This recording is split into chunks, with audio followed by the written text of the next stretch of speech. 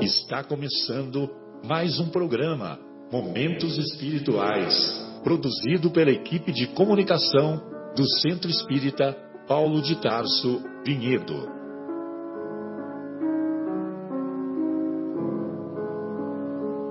Se guardas contigo o estigma do sofrimento, indagando pela solução dos velhos problemas do ser e da dor, se percebes a nuvem que prenuncia a tormenta e o vórtice traiçoeiro das ondas em que navegas, vem conosco, estudemos a rota de nossa multimilenar romagem no tempo, para sentirmos o calor da flama de nosso próprio espírito, a palpitar, imorredouro na eternidade, e acendendo o lume da esperança, perseveremos juntos em exaltação de alegria que Deus, o Pai de infinita bondade, nos traçou a divina destinação para além das estrelas.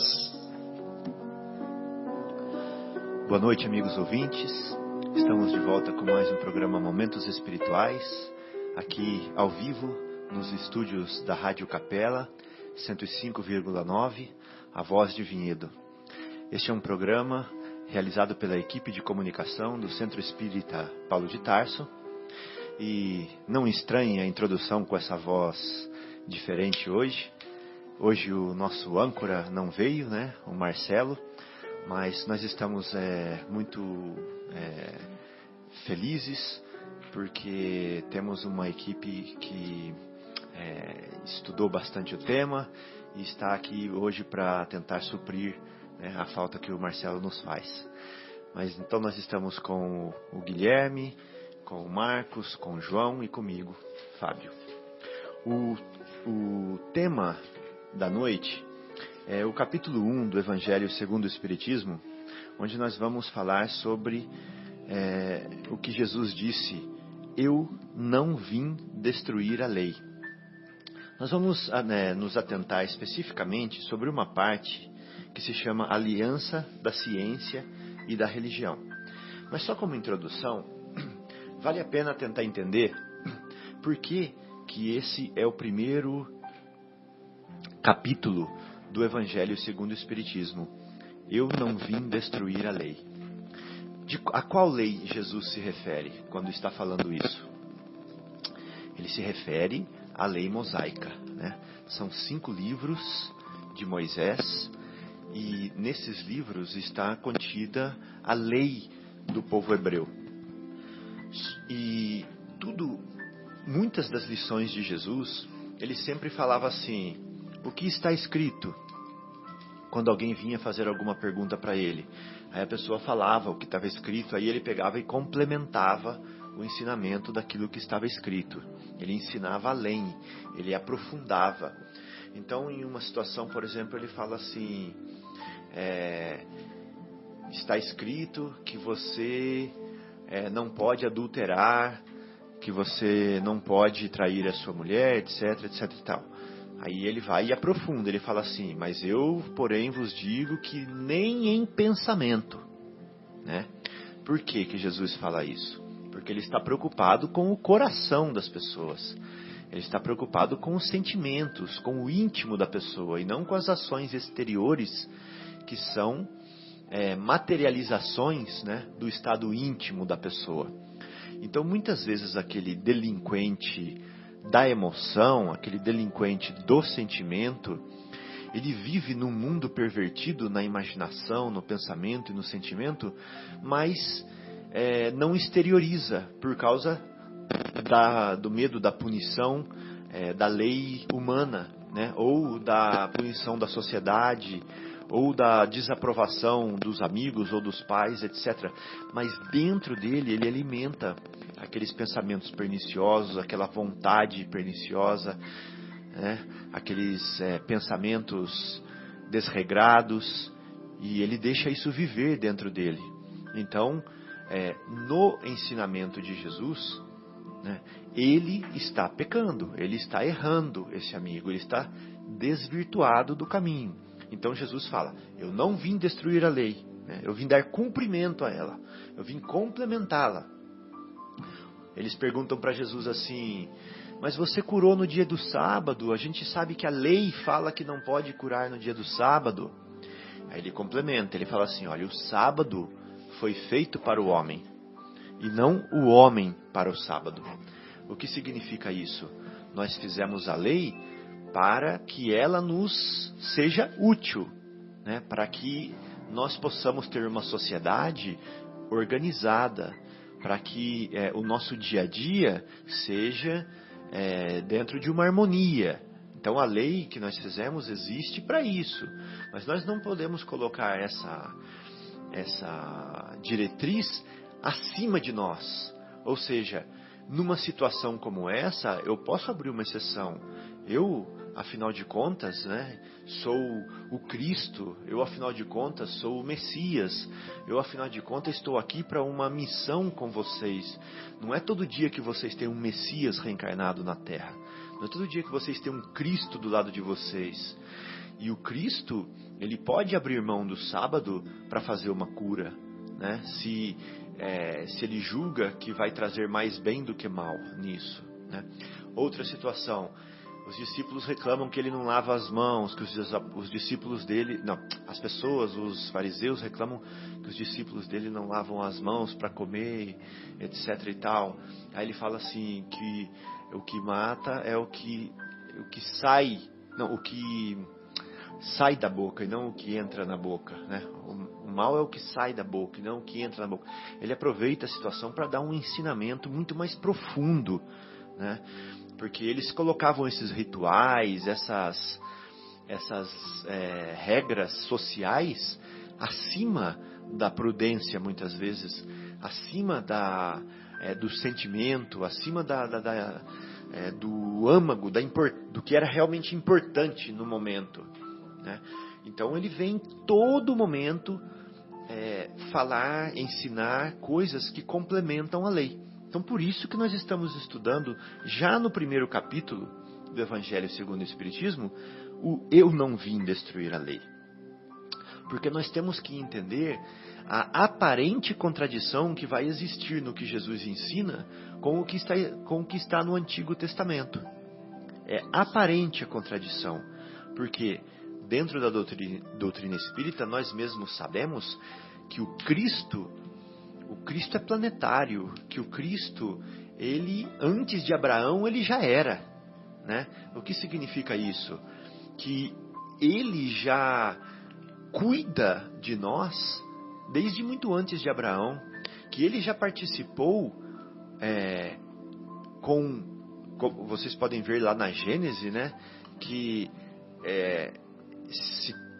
se diz assim: nós criamos e faremos o homem à nossa vontade, a nossa semelhança. Está no plural as coisas, né? Então nós vemos que Jesus já participa, né, com a pleiade de espíritos encarregada de ser seu braço direito na criação, na organização, na ordenação do nosso planeta, né? Que as outras doutrinas, que as outras congregações religiosas chamam de Espírito Santo, né? Que nós entendemos muito bem e só complementamos aqui, né? Que Espírito Santo é essa pleiade de espíritos que trabalha com o Cristo, para Deus, por Deus e com Deus, né? Então o Cristo já está trabalhando na nossa formação, no nosso crescimento, na nossa emancipação desde os primórdios. Então ele não veio jamais destruir a lei que foi ele mesmo que implantou. A lei do Antigo Testamento ele mesmo inspirou, ele mesmo ajudou a ser estabelecida no planeta Terra, enviando os profetas, enviando os missionários, etc. e tal. Então como ele poderia negar a lei que ele mesmo inspirou, né, através dos seus emissários? Então ele vem para complementar essa lei. Se alguém quiser complementar essa parte, fiquem à vontade, tá? Senão eu vou prosseguir. Não, boa noite a todos. Brilhante. Pode prosseguir o relatório, tá ótimo. Tá bom, Marcos. Não, mas é bem isso mesmo que você está falando. Ele não veio destruir a lei, sim dar o complemento, né? Até porque muitos não o tentavam, ou desafiavam, dizendo que ele estava infringindo a lei, e não era nada disso, né? Ele estava trazendo algo além, né? E complementando e melhorando até, né, o que Moisés trazia. E a lei de Moisés, ela trazia um entendimento ao grau de avanço que aquele povo, mais rústico ainda, né, porque há quantos 1000 anos antes de Cristo foram feitas as leis de Moisés? 1800 talvez, não sei, não me lembro, mas 1600, 1800, então 1800 anos antes de Cristo a lei de Moisés foi feita, até para que dirigisse aquele povo, que era um povo rude ainda, precisavam ouvir de uma certa forma para compreender um pouco e se organizar como sociedade, para ter uma organização, né? Moisés, além de tudo, era um legislador, né? Então, tinha coisa divina? Tinha, ele era inspirado, mas tinha coisas humanas também na lei dele, né, que ele trazia. E Jesus veio complementar as coisas boas e ordenar um pouco por uma nova ordem, a ordem do amor, né? Tirando aquela questão do dente, olho por olho, dente por dente, que Moisés trazia nas leis dele. Mas era só para complementar o seu raciocínio. Muito obrigado. Foi bom você ter falado, que eu me lembrei até de mais coisas agora, né? Tem a parte da prostituta lá, que foi... Não, prostituta não. Da mulher adúltera, que foi pega em adultério, né? Onde eles falam assim, olha, a lei manda apedrejá-la. E o que você nos diz? Né? Fala para Jesus. E aí ele fala assim, aquele que não tem pecado, que atire a primeira pedra. Ou seja, ele não negou a lei. Ele não falou assim, não, nós não vamos apedrejá-la. Mas só vai atirar uma pedra quem não tiver pecado. Exatamente. Então, ou seja, só vai julgar aquele que for isento de julgamento, né? Que não tiver nenhum erro, nenhuma culpa e nem nada. Uma passagem muito interessante. Verdade. Né? E aí ele pergunta, né? Aqueles que te condenaram, né? Cadê aqueles que te condenaram, né? Que estavam te acusando? Se eles nem eu te condeno, né? Ele fala, né? Até, se eles não estão aqui, não estão aqui, eu também não te condeno. Aí ele vá e não peques mais. Né? Linda, né? É uma coisa tão... Então, Marcos, se eu não me engano, tem mais de 600 leis no Antigo Testamento. Isso mesmo. Na Torá. Tem mais de 600 leis. Que depois foram resumidas nos 10 mandamentos. Né?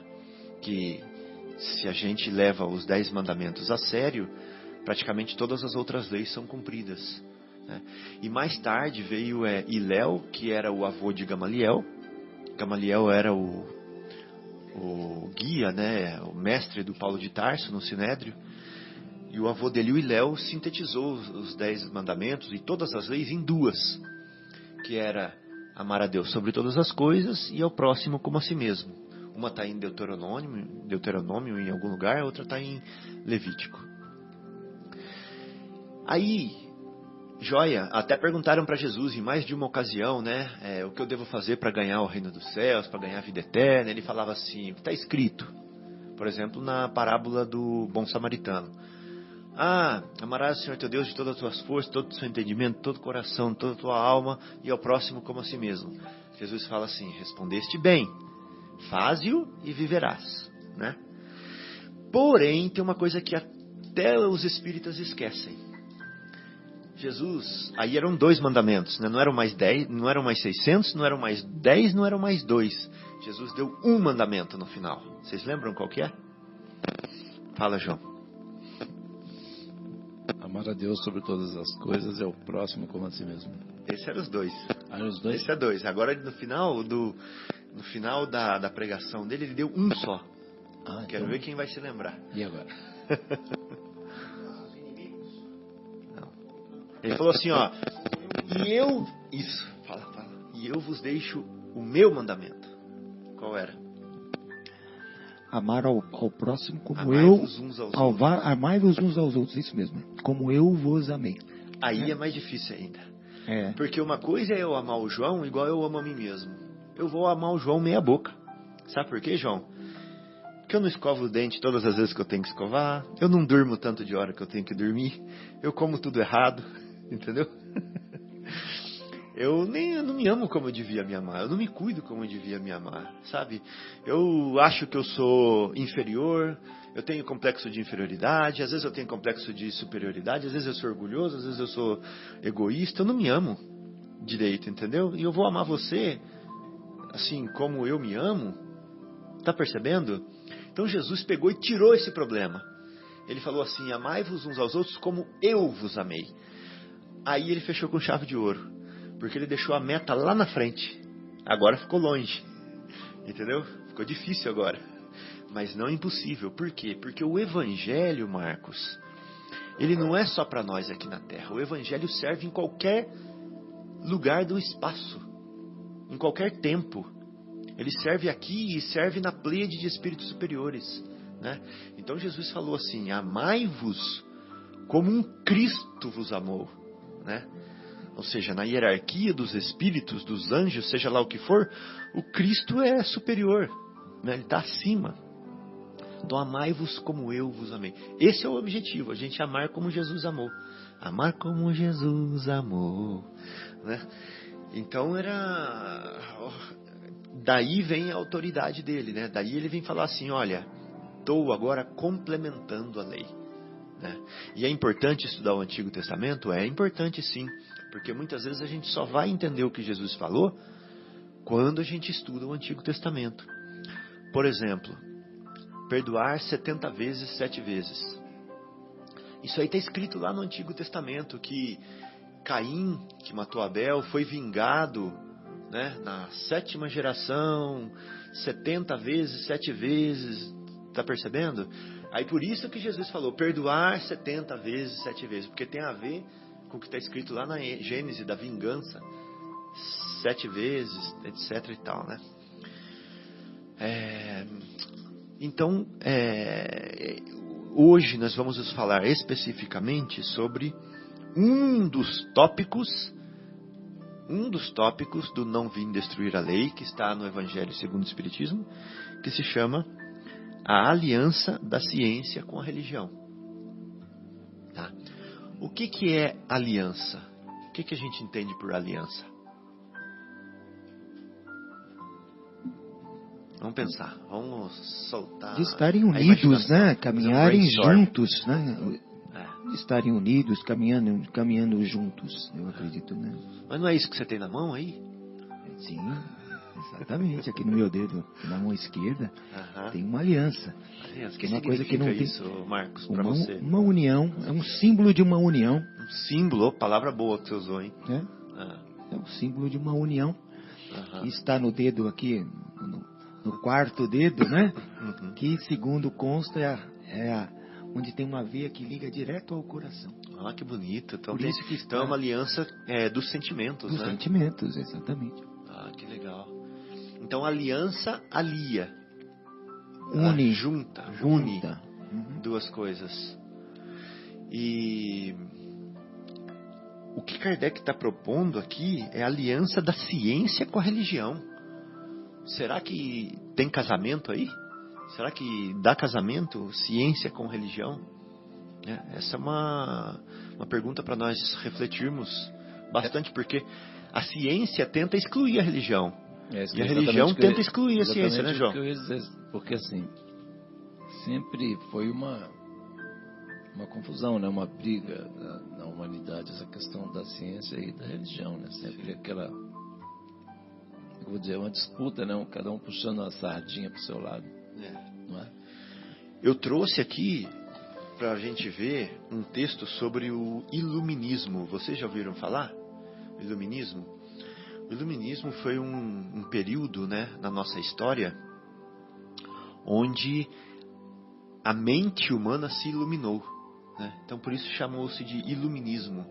Ou seja, as pessoas se permitiram pensar. se permitiram refletir e abrir mão do jugo da religião. Porque a religião coordenava, direcionava, determinava a vida das pessoas. E muitas vezes de uma forma cruel, né? Sim. E as pessoas não podiam pensar. Elas tinham simplesmente que obedecer por temor, por medo. E ela ditava a ciência nesse sentido. Nesse sentido. Ela que tinha a presunção, a prepotência de explicar tudo. Sem dúvida, exatamente. E aí veio aquelas teorias malucas do geocentrismo, né? Ou seja, a Terra era o centro do universo.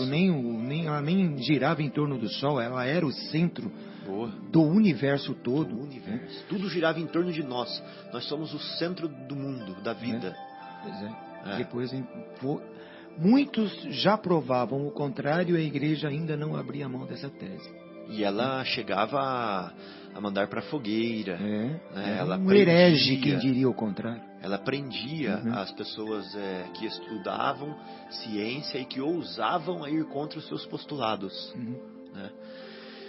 E ela tinha um poder acima, nessa época, né, na época do século XVII, ela estava acima da realeza. O clero estava acima da realeza. Então dá para imaginar o poder que a igreja tinha e o domínio, né? Ela colocava juízos inquisitórios, né? A Inquisição nada mais era do que um compêndio de juízes, né? Que julgavam se as pessoas estavam agindo contra os postulados da igreja. E por isso pela autoridade da igreja, eles tinham poder para decidir sobre a vida ou sobre a morte da pessoa. Exatamente. Então era uma coisa muito séria. E ela já vinha, naquela época, com uma ideia até propriamente distorcida dos ensinamentos que vinham, né? Sim. Os ensinamentos, as escrituras originais, né, que foram traduzidas e mais traduzidas, primeiro que ninguém sabia, era em latim, eram todas ficava apenas para que o clero pudesse ter acesso. Então o povo não tinha acesso, né, àquelas escrituras. E as traduções, os copistas que iam passando, eles também colocavam as traduções, algumas coisas diferentes do texto original. Né? E assim passaram-se séculos e séculos, né? O mundo nessa escuridão. Sim. Até que você chegou o iluminismo para iluminar as consciências, né? Então olha só, este movimento, o iluminismo, surgiu na França no século XVII e defendia o domínio da razão sobre a visão teocêntrica, ou seja, Deus era o centro da visão. Tudo era entendido através dessa visão de que religiosa, né? E essa visão teocêntrica, teo é de Deus, né, dominava a Europa desde a Idade Média. Segundo os filósofos iluministas, esta forma de pensamento tinha o propósito de iluminar as trevas, por isso era iluminismo, em que se encontrava a sociedade. É interessante que eu morei lá em Munique, né? Então eu visitei muitas igrejas antigas lá do ano de 1200, 1300, 1400, e eu via as igrejas daquele período gótico. Elas tinham, sabe o que? Fora das igrejas, demônios, estátuas de demônios penduradas, dragões, gábulas, né? Gárgulas. Como? Eu acho que é gárgulas. Vou procurar. Eu não sei, Guilherme. Era tipo umas cobras com asas, uns bichos que pareciam uns gnomos, que amedrontavam as pessoas, né? Então era uma era muito obscura, as pessoas tinham medo. Elas faziam as suas covas, os túmulos, pagavam para a igreja enterrar as pessoas que morriam dentro da igreja ou do lado da igreja, para que elas ficassem protegidas pela igreja, né? As almas delas ficassem protegidas. Vamos aproveitar, ó. Uhum. Gárgulas na arquitetura são desaguadouros, ou seja, são a parte saliente das calhas de telhados, que se destina a escoar águas pluviais a certa distância da parede. E que, especialmente na Idade Média, eram ornadas com figuras monstruosas, humanas ou animalescas, comumente presentes na arquitetura gótica. Daí ficou por isso que a gente associa, mas na verdade são desaguadouros, né? Entendi. Mas quando você coloca gárgulas no Google, a figura que vem já é aquele monstro assim, né? Parece um demôniozinho, né? Uhum. Então, e realmente as igrejas são assim escuras, enegrecidas, sabe, por fora, e lá eles preservaram bastante, né? Então realmente é assustador. Você ficar olhando aquelas paredes lá, se uma criança ficar olhando, acho que ela começa a gritar de noite. Porque a ideia era assustar mesmo, né, Fábio? Assustar, quer dizer, criar a questão do medo, né? Para depois vender uma solução. Vender a proteção, né? A proteção, exatamente. Então olha só, os pensadores que defendiam estes ideais iluministas acreditavam que o pensamento racional devia ser levado adiante, substituindo as crenças religiosas e o misticismo, que, segundo eles, bloqueavam a evolução do homem. O homem deveria ser o centro e passar a buscar respostas, não mais teocentrismo. Aí a gente cai no outro extremo perigoso, né? O homem é o centro. E procurar respostas às questões que até então eram justificadas somente pela fé. Né? Então, olha só, o clímax, né, o apogeu desse movimento foi atingido no século XVIII. Peraí, século XVIII? Surgiu o que também nessa época, hein? No século XVIII. Isso que nós estamos estudando aqui? Exatamente, né? Veio toda o advento, né? Esse advento do espiritismo. O precursor do século XVIII, né? Já foi em 1850, já estava no século XIX. Mas já havia uma mudança, né? Sim, já havia uma mudança, porque o do século XVIII veio até aquela questão do protestantismo, né? Onde... agora me fugiu o nome da... Lutero? Lutero, isso, Lutero, que se rebelou. Lutero era ele era de uma igreja, da igreja católica. Ele se rebelou pelo fato da igreja vender o perdão, né, digamos assim. Né? Então eles vendiam, eles cobravam por isso. Né? Cobravam Induto, alguma coisa assim. Indulgência, né? Venda de indulgências. Sim. E ele se rebelava por isso, até porque ele achava que as escrituras não deveriam ser restritas apenas à igreja. Então começou aí, né, no advento do protestantismo. E hoje o povo protestante estuda a Bíblia muito mais do que qualquer um outro, talvez. Eles sabem a Bíblia do começo ao fim, quase de cor. O Antigo Testamento também. Muitos versículos. Eles estudaram muito, estudam muito, né? Hoje se fala que estuda bastante, ele já sabe o versículo, sabe tudo, onde está, porque eles estudam bastante. Mas não é só isso, a ciência ela tem que caminhar junto com a religião, né? O iluminismo tentou buscar e colocar o homem no centro para tentar descartar o outro. Que era uma questão até de revolta do que estava acontecendo. Exato, aí foi para outro extremo. E foi para outro extremo, mas então, aí vamos chegar no meio do caminho já. Então, olha só, o apogeu foi no século XVIII, né? E este passou a ser conhecido como o século das luzes. O iluminismo foi mais intenso na França, onde influenciou a Revolução Francesa. Através do seu lema Liberdade, Igualdade e Fraternidade. Também teve influência em outros movimentos sociais, como por exemplo na independência das colônias inglesas na América do Norte e até na Inconfidência Mineira aqui no Brasil. Ele influenciou o iluminismo. Para os filósofos iluministas, o homem era naturalmente bom, porém era corrompido pela sociedade com o passar do tempo. Eles acreditavam que se todos fizessem parte de uma sociedade justa, com direitos iguais a todos, a felicidade comum seria alcançada. Por essa razão, eles eram contra as imposições de caráter religioso. Tá? E aí vai. Bom, só para fechar aqui, lembrando, né, a igreja, antes do iluminismo, ela estava acima, né, da monarquia, né? Ela estava em cima, como chama essa... O clero estava acima do poder do rei, né? Eles consultavam a igreja antes de tomar algumas decisões. E o interessante é que esse movimento inspirou a Revolução Francesa, né?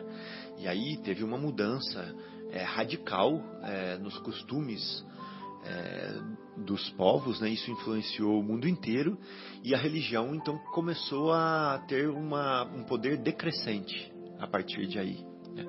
E o Espiritismo vem surgir nesse momento, onde o poder da igreja começa a ser desafiado, onde a voz da religião começa a ser questionada. É aí que surge o Espiritismo, né? Onde o movimento começa a refletir, a pensar, a raciocinar e buscar o equilíbrio entre o que o iluminismo propunha e entre o que a teosofia propunha, né? Ou seja, buscar o equilíbrio entre a ciência e a religião. Então o Espiritismo vem para falar o seguinte: olha, não vai para um extremo e nem para o outro extremo, fica no meio, a gente precisa dos dois. E o interessante é que o Espiritismo veio, o advento do Espiritismo veio através de um cientista, né? De um racional, né? Que estudava o magnetismo, que era um educador, né? Ele era um estudioso, até de certo ponto cético, né? Porém muito, muito inteligente. Então veio através desse cientista, no Allan Kardec. E é interessante que você falou que ele era cético antes, né? Porque o iluminismo criou céticos. Exatamente, né? O ceticismo foi criado aí. Exatamente, né? Céticos, ou seja, nós só acreditamos naquilo que é provado, né? Fora isso, nós não afirmamos nada que nós não sabemos provadamente. Né? Então o Espiritismo via o ceticismo como um extremo, e o outro extremo era o fanatismo. Ou seja, eu acredito fanaticamente, piamente, no que a religião me fala, independentemente se você me prova, se prova cegamente. ou não, eu ainda continuo acreditando numa coisa que... Exatamente. Então o Espiritismo entende que os dois extremos são prejudiciais, são um problema na visão e na busca da felicidade, né, do ser humano.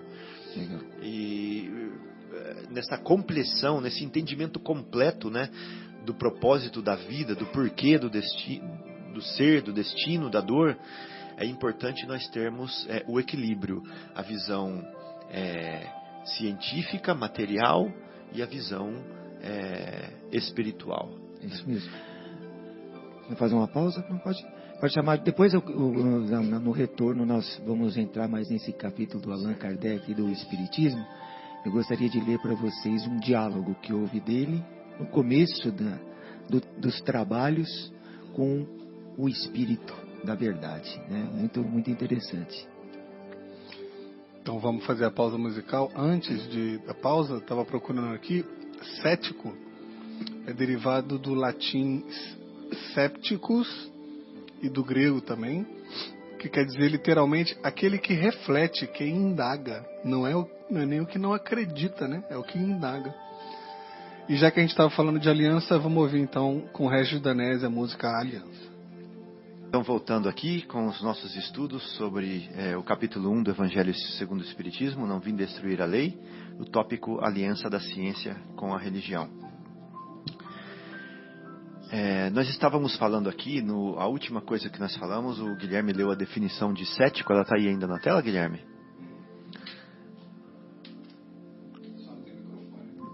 Então, Só não tinha microfone para ele falar. Vamos lá. Então, cético, na verdade eu fui buscar a etimologia, né? Aham. Então diz aqui que vem do latim e do grego, skepticus, literalmente aquele que reflete, aquele que indaga. Ah, interessante. Então, veja bem, eu, num diálogo com um cético, ele me fez a seguinte indagação, assim: espíritos existem? Aí eu falei assim: existem. Aí ele falou assim: com base em que você fala isso? Aí eu falei assim: com base nas revelações que eu já li, né, com base nas explicações, no raciocínio lógico de que eles devem existir por causa disso, disso, disso. Aí ele fala assim: mas você consegue provar? Eu falei assim: não. Então você não pode falar que espíritos existem. Entendeu? Então, É esse princípio aí da definição da etimologia aí que o exatamente. nosso querido Então ele Guilherme está puxou. questionando. Está questionando. Então, falou assim, Ele não está negando. Ele está buscando uma prova. Ele, por outro lado, não está falando assim: espíritos não existem. E eu provo. Ele não está falando isso. Ele está falando assim: eu não falo nem que eles existem e nem que eles não existem. Agora, se você está falando que eles existem, você tem que provar. Você precisa provar, né? Porque quem afirma tem que provar. É verdade. Né? Então, esse é o princípio do ceticismo. Né? E realmente, se você for tentar provar que espíritos existem, você pode se enrolar. Né? Eu falo assim: tá bom, vamos fazer uma reunião aqui do copo. Né? Aí não vem nenhum espírito. Né? Ou então o copo se mexe e tal, e não sei o que, e eles acham que é uma fraude. Ou que tem alguém querendo, de alguma forma, fraudar essa manifestação, etc. e tal. Então, chega uma hora que você começa a entender que espíritos existem por uma convicção. Né? Uma convicção íntima, baseada na sua sensibilidade, baseada no seu raciocínio, baseada nas conclusões que você chega por causa de inúmeras evidências, né, etc. e tal, mas que se você for travar um embate científico, você vai ficar patinando aí. Então, na realidade até existem, né, experimentos, né, Fábio? Uhum. Né, lá a Rússia é bem avançada nesse aspecto aí. Mas acho que isso é uma provação, é uma prova para o espírito ter que passar por essa sensação. Deve ser horrível, né? É muito melhor a gente, né, crer em Deus, crer assim nas coisas, porque aí a gente entra de uma forma mais suave no processo de análise nossa e tudo mais. E aí eu estava pensando, na hora que você estava falando, como provar, né? Assim, a gente que crê com a sensibilidade, você usou uma palavra aí que exatamente era o ponto que eu ia tocar, essa questão da sensibilidade, porque, por exemplo, olhando os conceitos que são muito deixados muito transparentes, cristalinos, né, no Livro dos Espíritos, etc., a doutrina espírita, quando a gente estuda, né, os livros, inclusive até o Marcelo pede o Guilherme, para a gente falar para as pessoas que nos ouvem, que não são espíritas, né? Uhum. Então, assim, quando a gente pega os conceitos, né, e vai, assim, dissecando os livros, estudando, aí a gente começa a entender coisas que a gente sente, né, e que não tem explicação, assim, por outro lado, né? Então, assim, existem, eu estou só entrando na questão do que você falou, do quem estava, o cético que estava te questionando como provar os espíritos, assim, para mim, está provado, né? Quer dizer, vamos dizer... É isso que o cético fala, ele fala assim, para você. Pois é, para mim está provado, agora, se para você não está provado, tudo bem, não tem problema, eu acho que inclusive é um livre-arbítrio, vai ser uma prova muito difícil para você viver com essa dúvida. Sinto muito, eu só sinto muito por você. E pra gente, né, a gente ouvir isso, quer dizer, alguém que fala que espírito não existe, nega a própria existência, porque é um espírito encarnado, né? É um espírito falando que espírito. Então eles dividem o que Olha é que coisa difícil, né? difícil. Mas que sofrimento. Mas eles não falam que espírito não existe. Eles falam para provar. Não, eles falam assim, eu não falo nem que existe, nem que não existe. Mas se você está falando que existe, prove. Você precisa provar. Pois é, e é um espírito que está falando isso. Exatamente. É um ser pensante imaterial que está ocupando um corpo falando isso. Exatamente. Mas então, Mas realmente, quer como falar você mais falou, é alguma coisa? difícil provar. Não, eu só assim, o ponto que, a hora que você estava tocando, comentando aí sobre essa passagem com esse seu amigo aí, e eu estava exatamente pensando, a parte que mais me toca é exatamente assim, após, né, algum tempo aí estudando e presenciando situações e tudo mais, exatamente essa questão da sensibilidade, quer dizer, como as coisas mudam, né, no momento em que a gente está bem ou está mal, e a hora que a gente sente que é alguma aproximação de algum espírito, etc., né? Então isso é tão claro assim para a gente, né, quando a gente tem abre a mente, vamos dizer assim, né? Eu acho que essa situação aí, né, eu queria até colocar um ponto para a gente debater assim. Eu acho que é meio que fechado, tá certo, tá questionando e tal, mas assim, questionando de uma forma meio que fechada, entendeu? Quer dizer, a questão, não fechando a questão, mas assim, querendo exigir umas coisas meio que são complexas, né, complicadas.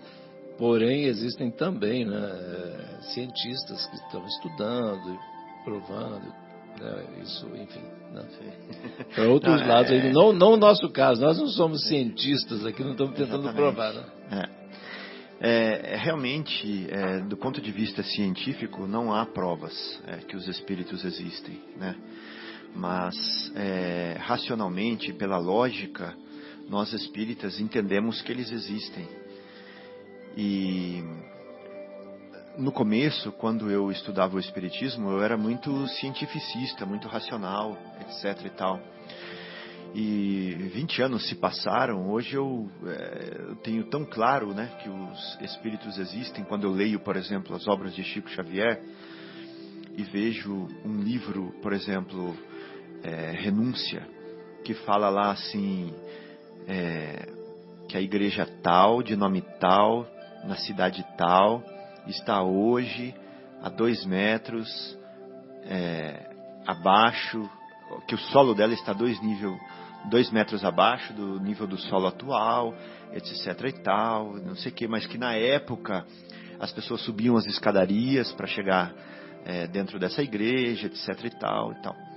Aí vai um pesquisador, vai lá na cidade tal, a igreja realmente está a 2 metros, o solo dela 2 metros debaixo da terra. E antigamente ela tinha escadas, que as escadas estão lá soterradas, etc e tal. Isso foi escrito por Chico Xavier em 1930 e alguma coisa, na época que não tinha internet. Ele levou só 2 meses para escrever esse livro. E ali tem revelações, nesse livro só que eu estou falando, são 412 livros. Ali nesse livro tem revelações de Ávila, tem revelações da Irlanda, tem revelações de Versalhes na França, tem revelações dos Estados Unidos da América, tem revelações de diversas famílias com nomes, tudo que se você for buscar nos históricos você encontra, e está tudo documentado, então é fácil de ver que o que está escrito naquele livro é verdade, para quem não tinha acesso, para quem não tinha escolaridade, para quem não tinha acesso à informação, e escrevia nas madrugadas, em 2 meses, um livro de 400 páginas, tão rico em revelações, e em seguida escrevia outro com outras revelações de temas completamente diferentes, e em seguida escrevia outro, e em seguida escrevia outro, e em seguida escrevia outro, coisas que a ciência está revelando hoje, como a epífise, por exemplo, né? Com os cristais que nós temos na epífise, as funções da epífise que Chico Xavier revelou, Emmanuel revelou através de Chico Xavier há tanto tempo, né? Então, só quando você se envolve com esse cabedal, você passa a ter uma convicção que para você é uma prova, né? Mas que outras pessoas precisam entrar nesse buraco da Alice para poder ver o coelho lá dentro. Se você não entrar, você não consegue provar que o coelho está lá dentro. Só quem entra consegue ver o coelho.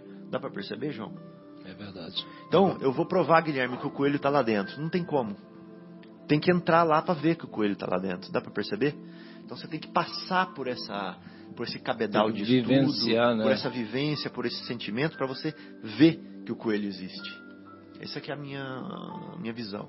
Pode falar, Guilherme. Não, você acabou falando que o que eu ia completar é que você ainda estava falando de coisas que eventualmente, supondo que o Chico tivesse uma equipe de 200 pesquisadores que viajavam para cima e para baixo para pegar essas informações e trazerem para ele. Tem coisas que ele escreveu, como por exemplo as ruas de mármore de Pompeia, né? de Corinto, que só depois depois de escavações recentes, que tem coisa de no máximo 10 anos, que eles foram descobrir. Né? Então assim, realmente são a epífase, como você bem falou, né? Então tem coisas que são inquestionáveis. E o que eu ia completar também é assim, a conversa com o cético pode ser assim: você tá vendo o teu celular funcionando? Ele toca quando alguém te liga? Toca, mas não tem fio. Não, mas chega uma onda aqui no meu aparelho. Mas você vê? Não, você não vê. É claro que aquilo ali de alguma maneira é mensurável e a ciência consegue medir. Hoje sim. Mas se você for parar para pensar, nós vimos Jesus.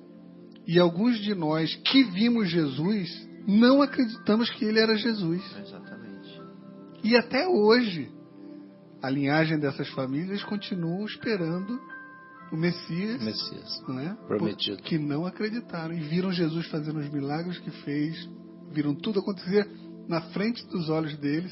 Também tem esse extremo, né? Imagina nós aqui, né, 2000 anos depois, é mais fácil ser, é mais provável, é mais difícil ser crente hoje, no sentido de acreditar, né? Exatamente. Esse aí já é o extremo do extremo, né? É o cara vê e ainda assim não acredita. Também pode ser. É verdade. E os espíritos relacionam conosco diariamente, constantemente, né? Nos influenciando. E me lembrou um fato, é que o nosso mestre Marcelo não está aqui para me lembrar ao livro que ele citava.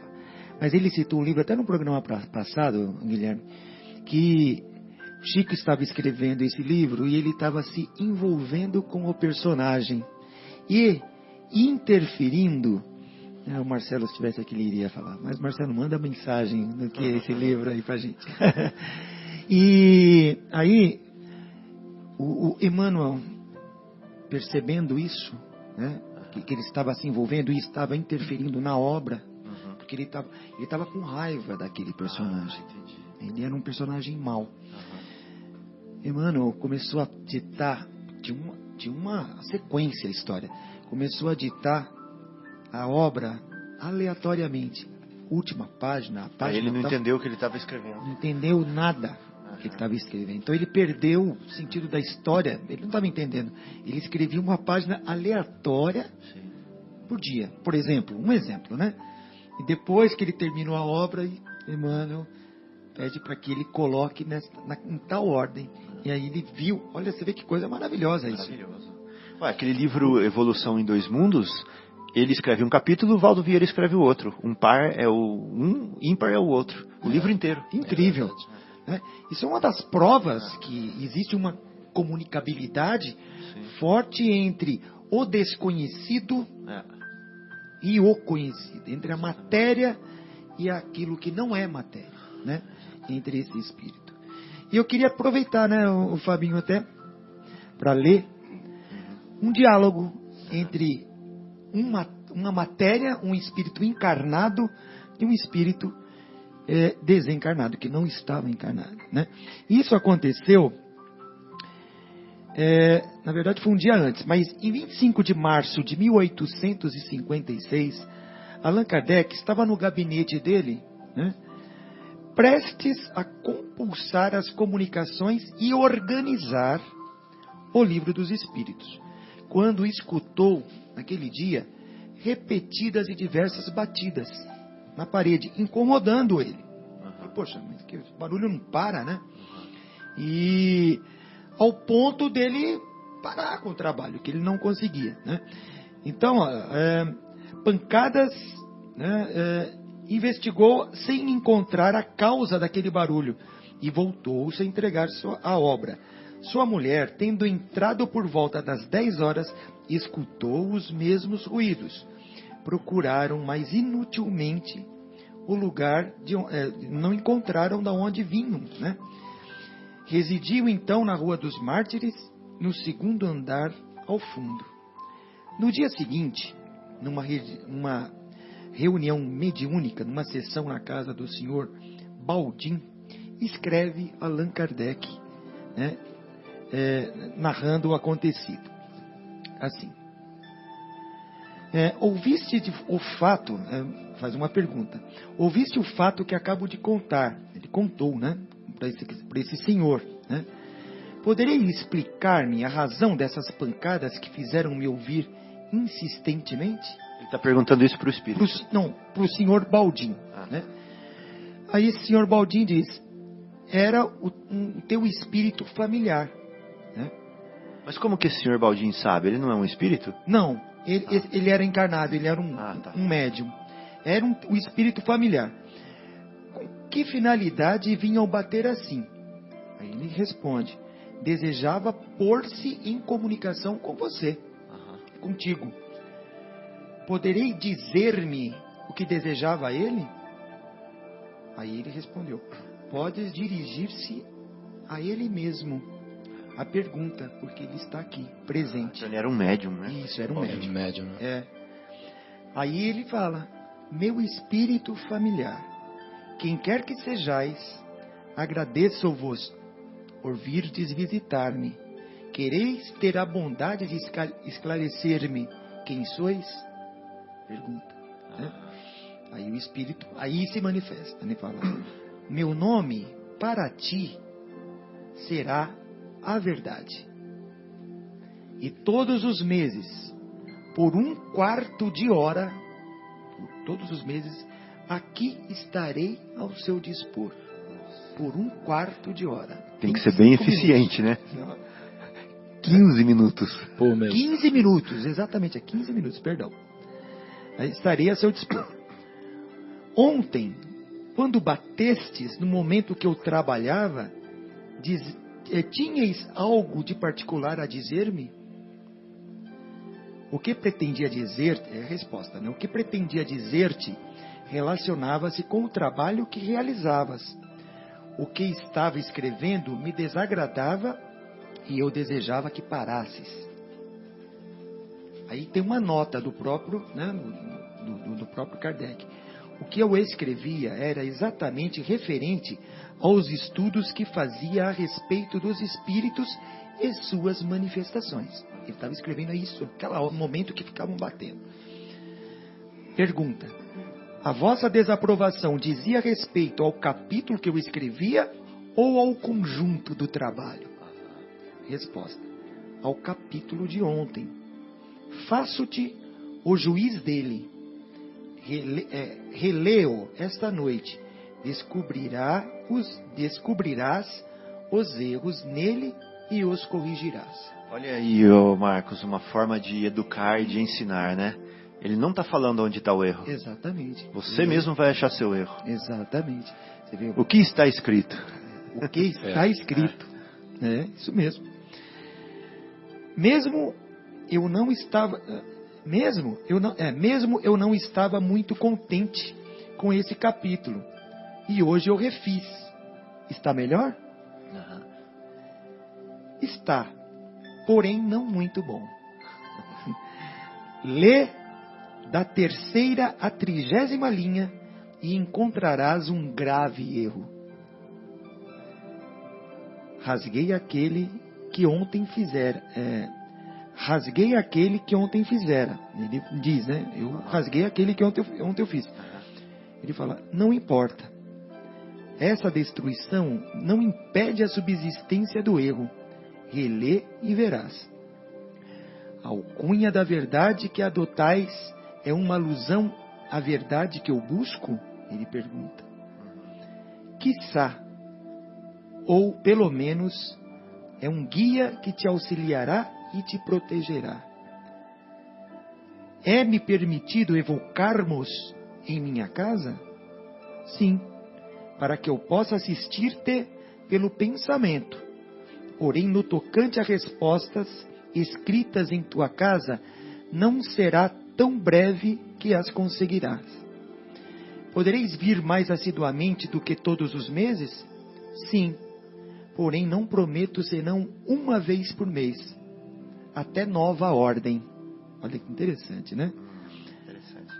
Animastes algum personagem conhecida na Terra? Isso não importa. Né? Dize-te que era para ti a verdade, e isso requer discrição de tua parte. Não saberás além disso. Se mostra um diálogo com um espírito de alta alta hierarquia. envergadura, alta hierarquia. Né? Esse é Sem picuinhas, sem mandar fazer, sem interferir no livre-arbítrio. Exatamente. E fez uma correção de uma coisa. E Allan Kardec, né? Esse era o primeiro livro, que era o Livro dos Espíritos, 1857, antes da edição. E aí ele faz a correção e o livro acaba sendo editado... 1858, é isso aqui, cadê? Essa conversa foi em 1856 que teve com ele. E ele veio lançar em 1857 o Livro dos Espíritos. Interessante. Muito bom, Marcos. Excelente. E aí a gente vê, então, tem a oportunidade de ver um espírito se manifestando, né? Um espírito que se intitula Espírito de Verdade. A união, a aliança da ciência com a religião, com o espírito, com o desconhecido. Né? Então, uma revela as leis do mundo material, não é verdade? A ciência. E a outra? A outra revela as leis do mundo moral. Essa que é a função da religião. Né? Então, olha só. Uma cuida dos cuidados do corpo. A outra cuida das necessidades da alma. Então, tem que seguir só uma delas? Não. Tem que seguir as duas. Tem que ser as duas, né? Uma estuda a estrutura da matéria. A outra estuda a intimidade do espírito. E aí? Vou ficar só com uma? Vou ficar só com a outra? Uma pesquisa o fenômeno. E a outra dá enfoque no sentimento. Uma lida com descobertas, a outra traz revelações. Né? Ciência e religião se excluem ou se completam? Essa é a pergunta. É verdade. Né? É para se completar, né? Se completam. Ciência, Guilherme, extirpa o tumor. E a religião trata a descrença. A ciência sossega a dor. A religião alivia a aflição. Olha que bonito. Bonito. Lindo, né? Lindo, muito lindo.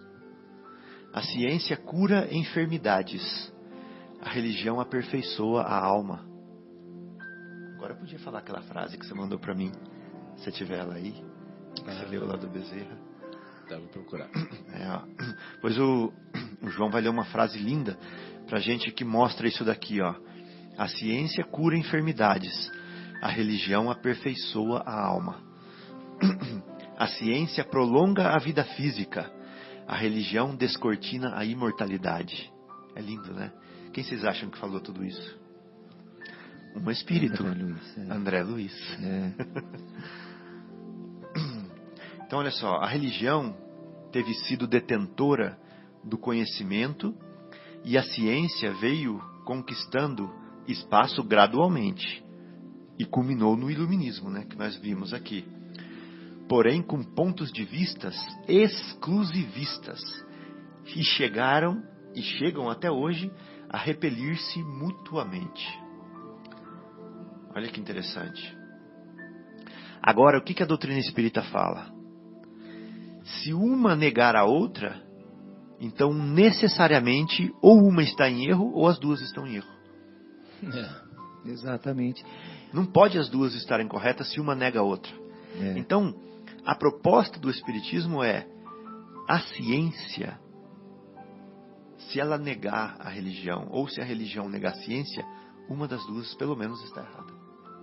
Aí que está o problema. E o Espiritismo vem fazer o seguinte, não, vamos mostrar que as duas podem estar certas. Sim. Allan Kardec, ele fala até Aí? ele faz um comentário, que ele era um cientista, ele fala, se tudo que está escrito aqui for comprovado pela ciência que está errado, né? Fique com a ciência. Fique com a ciência, que é prova. Que é a prova, né? Que naquela época ele falava isso, né? Mas até hoje não foi o caso, né? Foi o caso. Ô João, você lembra que eu li aqui, a ciência cura enfermidades e a religião aperfeiçoa a alma? Exato. Você pode dar um exemplo prático disso pra gente? Então, Fábio, aquilo que a gente estava conversando ontem, né? Eu assisti uma palestra muito linda lá do Dr. Décio, né? E também uma pupila dele, a Lídia Maria, um anjo de criatura lá falando sobre a lei de amor, etc. E aqui eles estavam lá falando sobre um livro, Cartas ao Dr. Bezerra de Menezes, sobre o sofrimento. E aí ele dizia assim, a doença, o sofrimento, né? A doença é moral e o corpo é o espelho dessa dor moral, a qual se escoa através de um órgão ou sistema para despertar um posicionamento novo. Que bonito. Né? Que despertar reconduza, um posicionamento novo. para despertar um posicionamento novo que reconduza o espírito ao caminho da saúde. Ou seja, olha que coisa, que conceito elevado, sublime, né? Quer reconduzir. dizer, porque primeiro a gente estava conversando assim, que primeiro tem aquela questão da revolta, né? Que antes da gente ter essa, vamos dizer, todas essas explicações que o Espiritismo nos traz, com relação à questão do sofrimento, né? Muitas vezes da gente acertar as contas do passado, etc., reencontros com pessoas com as quais temos dívidas, enfim, aquele relacionamento difícil, ou doenças do corpo, quantos vêm faltando membros, né? Vêm com órgãos, com idiotia, enfim, né? Então tinha toda aquela revolta, nós trazíamos essa revolta conosco, né? Até que veio o Espiritismo explicar, né, essa razão de ser, desse acerto de contas, etc. E aí vem esse conceito super sublime, né, muito impressionante, né? Quer dizer, na realidade, a doença, né, é um chamamento, é um chamado para a gente se mudar de posição. Inclusive a doutora Lídia Maria, lá, uma pessoa maravilhosa, ela falando assim o seguinte: nós, quando estivermos passando por uma situação de dificuldade, uma dor, um sofrimento, né? Ela falou assim, ela nos convidou, inclusive quando eu estava assistindo a palestra, eu fiz esse exercício. Ela fala assim, vamos fechar os olhos, né, e refletir e buscar no nosso coração, porque lá no nosso coração a gente tem aquela chama divina. E aí se nós buscarmos lá no nosso coração, nós vamos saber, assim, qual a virtude que nós precisamos trabalhar. Essa doença, que coisa linda, né? Muito profundo. Essa doença está tentando me dizer que eu preciso trabalhar qual virtude que eu estou esquecendo. É muito impressionante. É muito impressionante. O que ela quer amolecer no meu coração? Pois é. Porque assim, aí a gente, aquilo que a gente estava conversando ontem, né, Fábio? Por exemplo, a gente tinha saído daquela posição de revolta por desconhecimento das leis, aí vem o Espiritismo dar essa primeira esclarecida no aspecto, não, existe todo um processo, né, de acerto de contas. De educação da alma, do espírito imortal. Exatamente. E aí vem essa questão do amor. Essa palestra, inclusive, é lindíssima, né? Lindíssima. Fala da lei do amor, de Deus. Nós vivemos imersos no amor de Deus. Começa por aí, né? Então, e aí, para a gente ver que, assim, essa questão moral da doença, do sofrimento, ela se, vamos dizer, ela se apresenta através de um órgão doente, né, que passa por um sofrimento, para nos chamar a nos renovarmos. Olha que coisa maravilhosa. O Espiritismo diz que toda, sem exceção, toda doença, ela é de cunho espiritual, né? Seja na vida presente, ou seja de vidas passadas, né? Mas a explicação, ela é espiritual, e não importa a doença, né? Até o defeito físico, você já nasce com aquilo, né? Tudo é espiritual, tudo é de cunho espiritual. Ou seja, tudo é para educar a alma. Tudo para educar a alma, é isso, educar a alma. O corpo eterno, aquilo que é eterno, e as vivências são educativas. E são, assim, esse livro são das cartas ao Dr. Bezerra e tal, e aí ele vem, assim, com frases, o que ela diz, assim, inclusive, assim, ela mesma teve que ler e reler, cada vez que ela relia, né, era muito impressionante, porque tinham descobertas maravilhosas. E aí tem, inclusive, o seguinte, na sequência, no mesmo slide, ela mostrou aqui o seguinte, sobre o tratamento, né? Ele fala assim: a terapêutica eficaz é a do Evangelho. Olha que maravilha. É do Evangelho que convida o espírito à busca e ao exercício do amor, né, em suas mais variadas expressões, possibilitando a todos a edificação da vontade reta e consoante com a lei. Olha que coisa maravilhosa. É aquela história, quando a gente, vamos dizer, estiver de acordo com a lei, pronto, acabaram os problemas. Né? Aquilo que você estava falando, né, Fábio? Como é que eu vou te amar, né, amar um amor meia boca, né, igual você falou, usando, né, a sua expressão. Mas assim, quando a gente entender essa lei de amor, quando a gente passar a vivenciar, né, essa lei, pronto, acabaram-se os problemas, acabaram as doenças, tudo, né? Muito bem. Pode falar, Guilherme. E é muito pouca gente, né, que entende ainda, né? Raridade, né? Uma raridade. E falando nisso, já que o Fábio está aqui em homenagem a ele gosta muito dessa música. Adoro. Vamos ouvir a música Raridade com Anderson Freire. Então, amigos ouvintes, estamos de volta aqui na Rádio Capela 105,9, a Voz de Vinhedo. Estamos com o programa Momentos Espirituais, convidando vocês para participarem ao vivo, se quiserem. 3876-6846, por favor, nos liguem, façam suas perguntas, seus comentários, suas críticas. E esse é o programa Momentos Espirituais, uma realização do Departamento de Comunicação do Centro Espírita Paulo de Tarso, aqui de Vinhedo. Hoje nós estamos estudando Não Vim Destruir a Lei, né, do Evangelho segundo o Espiritismo, mas especificamente o tópico Aliança da Ciência com a Religião. Bom, já que nós estamos falando de aliança da ciência com a religião, que antes eram descasadas, né, descompromissadas uma com a outra, e o Espiritismo vem com uma aliancinha na mão e falando assim: ei, vocês dois, vamos colocar essa aliança nos dedos? Vamos estabelecer um compromisso entre nós? Né? Então vamos ver como fica isso. Antes, vamos falar sobre evolucionismo versus criacionismo. Antes, quando o pensamento religioso dominava, nós tínhamos como explicação do mundo, né, da existência do mundo, uma teoria que se chama criacionismo. Até hoje, muitos irmãos religiosos ainda veem o criacionismo dessa forma que nós vamos falar aqui. Ou seja, ele é uma criação pronta de Deus, né? O planeta Terra foi criado pronto, o homem foi criado pronto, né? Adão, Eva, tirada da costela de Adão, soprada a vida nas narinas de Adão, que foi feito do pó da terra, etc. e tal. Os animais, as plantas, tudo criado pronto. Ou seja, isso é o criacionismo, falando assim, a grosso modo, em linhas gerais. Já a ciência, no outro oposto, vem falar do quê? Do evolucionismo. O que a ciência fala?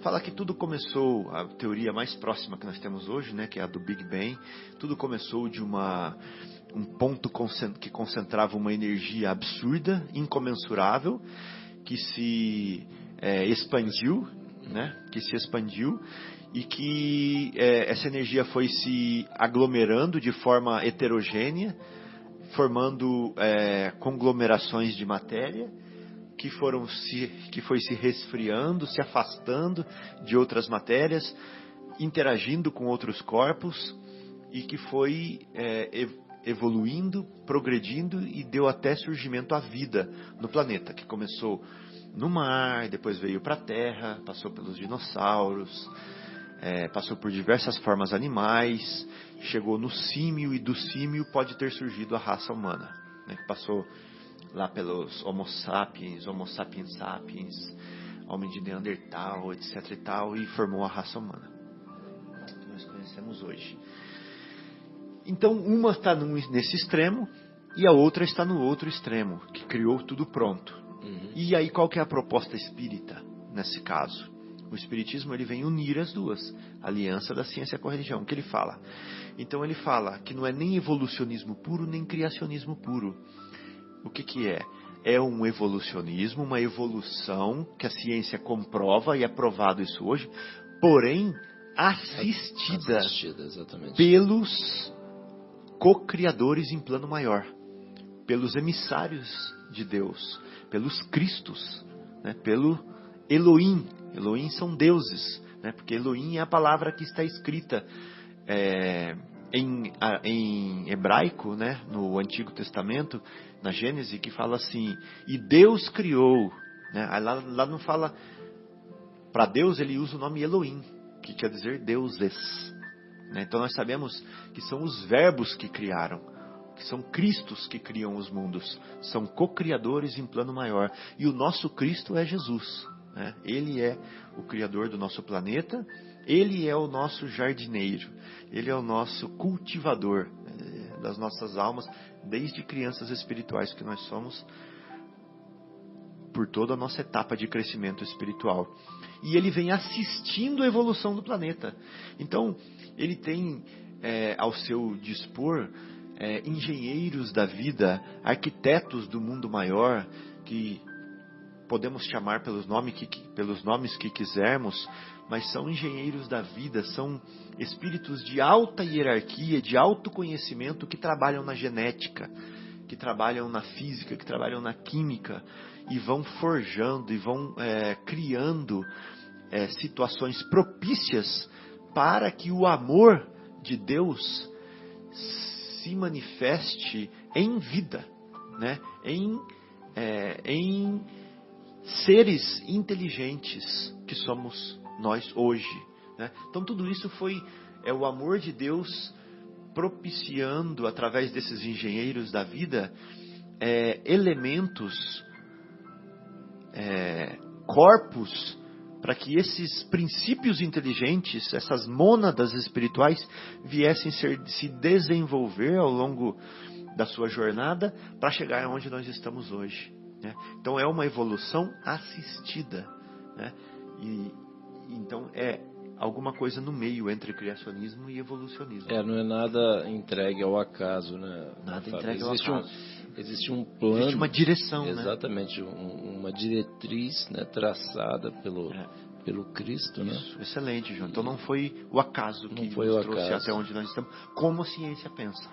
Exatamente, porque aquela questão do elo perdido e tal, mas como é que foi, de repente, aquele símio passou a ser um ser inteligente? Exatamente, ele estava sendo preparado, foram feitos todos aqueles dinossauros, aqueles monstros, vamos chamar assim, em função do tamanho, né?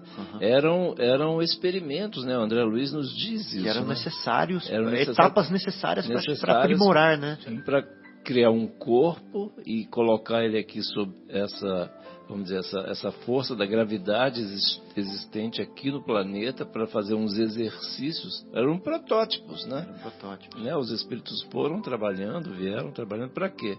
Olha a maravilha da criação, né? Quer dizer, e nada é um acaso. E você imagina, João, que uma inversão de dedo, né, poderia ter levado à diferença entre nós e os macacos. Quando você pega o dedão, né, e inverte, faz o polegar ficar opositor aos outros dedos. Isso aí te dá, só essa mudança na genética causa um desenvolvimento tremendo maior no cérebro. Uma ferramenta, né? Porque você pode usar as mãos de uma forma completamente diferente, muito mais habilmente, né? Então, exatamente. Não sei falar alguma não, coisa. até essa questão, né, como o João bem disse, que foi como se fosse um experimento, né? Muitos confundem que o ser humano, o homem das cavernas, teve contato com esses seres, né? Que são os dinossauros. E não tiveram. Não houve. Porque os dinossauros foram extintos há 65 milhões de anos atrás. E a raça humana... 200 mil. 200 mil. É muito distante. Né? Então não houve esse intercâmbio, esse contato entre esses seres que habitavam o planeta naquele momento, e que a espiritualidade superior disse: ótimo, já fizeram um papel, foi extinto. Né? Extinto aquela forma. Foi renovada aquela forma, com animais menores, outros répteis, né? Outros répteis de menor porte, e para que recebessem posteriormente a raça humana que veio muito depois. Tinha que fazer um projeto de coração. Como é que faria para bombear? Nada é o acaso. E assim, eram inclusive, né, animais enormes, né? E para facilitar, inclusive, era como se colocasse um corpo assim com uma lupa, né? Para não usar uma lupa, fazia um corpo grandão mesmo. E aí os espíritos trabalhavam, né? Não precisa melhorar aqui, ali, tal, né? Então, olha só, o Espiritismo fala o seguinte: ele não fala assim que a matéria é tudo aquilo que ocupa lugar no espaço, que é ponderável, igual a gente está acostumado. Ele fala assim, a matéria é o laço que prende o espírito e possibilita o seu progresso. Então, o espírito, quando ele é simples e ignorante, ele é chamado de princípio inteligente. Ele é um princípio de inteligência que ele precisa ser estimulado a evoluir para virar espírito. Né? Então, ele é estimulado com a ajuda da matéria ao longo dos bilhões de anos que nós estamos aqui nesse planeta sendo estimulados até hoje. Porque eu passo frio, eu tenho que usar meu cerebrinho para correr atrás do calor. É o famoso estômago, fica reclamando, né? Estômago, eu tenho que... Eu preciso me alimentar, então fazer uma enxada.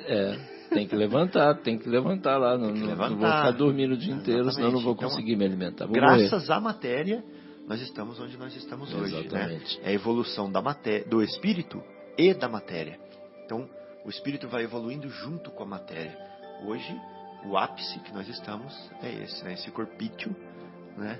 Que é o que nós conseguimos lidar com ele hoje. Mais para frente, pode ser que nós consigamos lidar com um corpo mais quintessenciado, mais sutil, mais... e esse corpo, inclusive... volátil. Exato. Esse corpo, inclusive, que a gente, né, usa hoje, né, dessa forma, já melhorou bastante desde lá da época do Homem das Cavernas, como o Marcos comentou. Aquela época lá quando vieram, né, os espíritos lá de Capela, etc., para ajudar aí nessa questão genética, né? Sem dúvida. Uma melhoria genética. E o que complementa, né, o Espiritismo diz que das múltiplas vidas, das múltiplas vivências desse espírito voltando à matéria, que faz com que a ciência avance também, a inteligência humana possa avançar, né? Porque nada é todo aquele conhecimento que outrora teve não é perdido, é somado. Vem se somando, continuado. O espírito que volta à carne, ele já volta com algumas lembranças, algo daquilo que foi, daquelas inteligências que voltam a caminhar ainda para frente. Por isso até nós temos avanços na ciência aí sempre. Olha que interessante outro ponto aqui, Marcos. O ceticismo, a ciência, né, fala do niilismo. Ou seja, morreu, acabou. Não há o nada depois, né? Niilismo. O oposto, a religião fala o seguinte: ressurreição. Morreu, espera um pouquinho, depois volta para pegar o seu corpo de novo. E são dois opostos, são extremos absolutos, né, um do outro. O que o Espiritismo vem com a aliancinha na mão, vai falar assim: pera aí, gente, vamos fazer o seguinte. Não é nenhum e nem outro. Não é exatamente assim. É alguma coisa aí no meio. O espírito sobrevive ao corpo. O corpo realmente é desintegrado. O seu átomo vai parar num pé de alface. Né? O pé de alface é comido pela vaca. Aquele átomo vai parar no filho dela, no filhote dela. Entendeu? Aí você vai e come o filhote dela. E depois vai parar no seu filho. Então, quer dizer, olha quanta coisa aí está usando o mesmo átomo. Aí depois, na ressurreição, quem vai ficar com aquele átomo? Você ou seu filho? Bom, o que eu quero dizer é o seguinte. A gente se decompõe e as transformações... A matéria é limitada e as transformações são ilimitadas. A gente se decompõe e os nossos átomos voltam para a Terra, que podem se transformar em alimentos, podem se transformar até em novos corpos. E depois? Então o Espiritismo vem falar o seguinte: nem niilismo, nem ressurreição. O espírito sobrevive ao corpo e ele levanta de verdade, como ressurreição é levantar-se, né? Ele levanta, mas ele levanta no plano espiritual, né? Então ele continua vivo no plano espiritual. E aquele seu corpo você nunca mais recupera. Esse espírito volta depois para uma nova lição, mas em outro corpo formado da terra novamente, né? Com os mesmos elementos, né? Mas exatamente, com os mesmos elementos, você quer dizer com átomo, com mesmos, mas não necessariamente com o mesmo átomo. Não com o mesmo átomo, né? Mas utilizando os mesmos, a matéria-prima lá, zinco, tal, é a mesma. Ferro, Exatamente. Tudo no universo é matéria, exceto o espírito, né? E Deus. Exceto o espírito e Deus. Exatamente. Esse não é matéria. O restante tudo é matéria. Tudo, exatamente tudo é matéria. Então, quando o espírito se desliga da matéria, a matéria fica aqui no planeta. Exatamente. Ela vai se decompor, ela vai se transformar, vai acontecer várias coisas com a matéria, ela vai para o solo, ou vai aurir no ar, aquele átomo, aqueles elétrons, aqueles prótons, que vão se transformar em todas as outras coisas. E quando o espírito voltar a reencarnar, ele vai utilizar a matéria do mesmo planeta para o perispírito dele dar forma a outro corpo, com outros materiais, os mesmos elementos, mas totalmente diferentes. Eu até queria fazer um comentário. Assim, de um exemplo mais simples até, né? Eu estive estudando, comprei uma composteira para mim, né? É um negócio muito interessante para fazer compostagem, com um minhocário. Não adiantou muito. Agora entendi. É um minhocário. E aí, assim, por que a gente vai na mesma linha de raciocínio aí do Marcão? E aí a gente pega lá os restos, né, de frutas, legumes, etc. Inclusive hoje eu vi alguns vídeos lá. Você vai vender? Não vou falar. Não, e aí não vou vender, só tá vendo, é para uso próprio lá em casa e tal, né? Isso, adubo orgânico. E aí é muito interessante, é um negócio maravilhoso. Você pega para recircular aquela coisa que era lixo, etc, vamos dizer, restos de fruta e tudo mais, e coloca lá, e aquilo vamos dizer, processado pelas minhocas ali e tal, né? E daí a pouco vira adubo, cara. E aí usa no próprio jardim, assim, ao invés de, vamos dizer, ficar dependente da química, exatamente essa modificação, aquele alimento. Inclusive eu estava assistindo um vídeo lá de um rapaz na internet, maravilhoso o negócio. Ele também passou por essa experiência, morava num apartamento, aí foi morar numa casa, tal, enfim. E aí ele mostrando, né, que, vamos dizer, tinha lá casca de mamão, não sei o que e tal.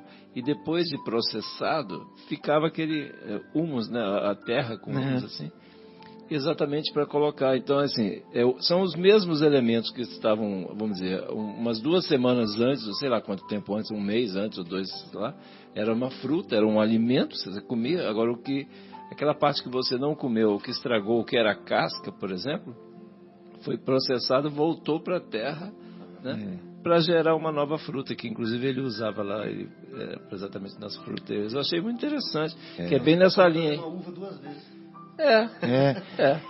E a ciência mesmo, você vê que as duas caminham par a par, né? A matéria, ela não se perde, ela não se destrói, ela se transforma, né? E isso é uma verdade, porque se você tenta já dizia Lavoisier, né? Dividir um átomo, que é a menor partícula é um átomo, né? Dividir um átomo ao meio, a quantidade de energia que sai dessa divisão, que precisa ter muita energia também para se fazer esse rompimento, que se dá a origem de bombas atômicas, né? Que é a divisão, a reação em cadeia de divisões atômicas. Né? É uma coisa tão pequena que é impossível. O núcleo do átomo. É o núcleo do átomo. Ele é atingido, e essa divisão desse núcleo gera uma energia descomunal, uma coisa minúscula. E mesmo assim, ele não se extingue, ele apenas é dividido. Se transforma. Né? Uma coisa que você não consegue sequer ver a olho nu, que seria, evidentemente, um átomo que é a menor partícula, que não é visível. Né? Exatamente. Então, vamos prosseguir aqui. Ó. Outra coisa, a ciência com as suas leis físicas e a religião com os seus milagres. E aí? Aí vem o espiritismo. Quem está com a verdade, né? Exatamente. Aí vem o espiritismo ficar no meio de novo. Falar assim, olha, milagre. Como você entende milagre? Como uma derrogação da lei natural? Uma afronta à lei natural? Uma mudança na lei? Não. Nesse aspecto, isso não é possível. As leis físicas têm que ser respeitadas. Mas vamos chamar de milagres aquelas manifestações físicas que nós não sabemos explicar ainda. Porque a natureza ainda não virou a última página para a ciência, né? Das suas leis, seus mistérios. Então existem coisas que ainda não foram sondadas pela ciência, que fazem parte da lei, né? Ou seja, são leis físicas, porém a ciência ainda não chegou até elas, certo? E por isso, vamos chamar isso de milagres, ou seja, mas não são sobrenaturais, não são derrogações da lei. Não. Até porque a lei de Deus, sendo perfeita, não pode ser derrogada, não pode ser mudada, não pode ser alterada. Nem ele próprio pode mudar de opinião. É verdade. Porque um Deus que é perfeito, ele já vai ter a opinião perfeita. Ele não vai mudar de opinião para mudar a lei dele, para provar alguma coisa para alguém. Ele não precisa provar nada para ninguém. Ele é o que é, né? A gente que tem que entendê-lo. É a nossa obrigação entender. Ele não é a obrigação dele provar. A obrigação é nossa de o buscarmos. Acho que agora essa colocação você respondeu lá, né? Aquela questão inicial, né? Ele não tem obrigação de provar, né? Nós que temos que chegar ao entendimento, né? Interessante, muito legal, Fábio. Então, olha só, a lei natural impele as criaturas ao Criador, certo? Vamos falar uma outra coisa aqui, ó. Universo inexplorado, pro lado da ciência, por outro lado, céu em cima, inferno embaixo. Olha só que interessante como elas são antagônicas, né? Estou trazendo um monte de pontos antagônicos aqui. É verdade. Espiritismo no meio de novo. Por quê? Tudo bem, universo inexplorado. Nós sabemos que tem, mas não significa que não existe um céu e não existe um inferno nesse universo inexplorado. Existe. Você quer saber onde ele está? Visita o seu íntimo quando você está com a consciência pesada. Você está no inferno, né? Quando você está imerso em uma culpa, você está no seu inferno, não é verdade? Então o Espiritismo vem falar o seguinte: o universo é neutro, céu e inferno é causado pelas consciências que o habitam, né? Se aqui se aglomeram consciências culposas, aqui eu chamo de inferno, porque aqui estão aglomeradas consciências. Mas se você pegar essas consciências culposas e mudar para lá, é lá que é o inferno. Não há um lugar circunscrito. Exatamente. Então o inferno é a consciência culposa, né? Bom, e aí vai, né? Tem muitos outros pontos, não dá pra gente ficar falando todos aqui, até porque já faltam 20 minutos ainda e tem outros pontos pra gente trazer aqui ainda. Né? Então vamos prosseguir. Mas está ótimo isso aí, porque é o caminho, o elo, o Espiritismo ele faz essa união, né? Entre a ciência e a religião, né, Fábio? Como você está bem descrevendo. Eu vou falar mais um aqui, tá? Só para fechar com chave de ouro. Então a gente sabe que nós temos pessoas que têm capacidades sensoriais diferenciadas, certo? É verdade. De captar emanações do plano espiritual, informação do plano espiritual e traduzir para nós aqui na matéria.